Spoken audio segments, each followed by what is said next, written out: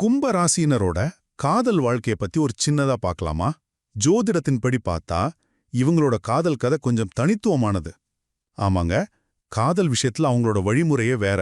அது எப்படின்னு இப்ப பார்க்கலாம். சரி, முதல்ல கும்ப ராசிக்காரங்களுக்கு காதல்ங்கிறது ஒரு செக்லிஸ்ட் மாதிரி கிடையாது. அதாவது அழகு, அறிவு இல்ல அந்தஸ்து இதையெல்லாம் பார்த்து அவங்க காதல்ல விழமாட்டாங்க. அதுக்கு பதிலா அது ஒரு விவரிக்க முடியாத ஒரு ஈர்ப்பு. இதனால தான் பாருங்களேன், அவங்க பெரும்பாலும் வேற இனம், மொழி, ஏன் வேற நாட்டைச் சேர்ந்தவங்கள கூட துணையா தேர்ந்தெடுக்கிறாங்க. ரெண்டாவதா, இவங்க ரொம்ப நேரடியான ஆளுங்க. தனக்கு பிடிச்ச ஒருத்தர்கிட்ட எந்த தயக்கமும் இல்லாம நேரா போய் காதல சொல்லிடுவாங்க. ஒரு உறவுல இருக்கும்போது ஆதிக்கம் செலுத்தாம ஒரு உண்மையான நல்ல நண்பனா இருப்பாங்க. கடைசியா, ரொம்ப முக்கியமான ஒரு விஷயம், காதல், குடும்பம், லட்சியம் இது மூணையும் சமன்படுத்துறதுல இவங்க கெட்டிக்காரங்க. காதலுக்காக வீட்டை விட்டு வெளியேற வேண்டிய நிலை வந்தாலும் சரி, பெத்தவங்களுக்கு செய்ய வேண்டிய கடமைகளை மறக்கவே மாட்டாங்க.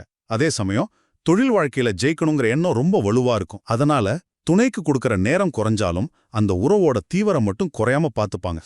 சுருக்கமா சொல்லணும்னா, கும்பராசினரோட காதல் பயணம்ங்கிறது எந்த விதிகளுக்கும் கட்டுப்படாத ரொம்ப தைரியமான, லட்சியம் கலந்த ஒரு பயணம்தான்.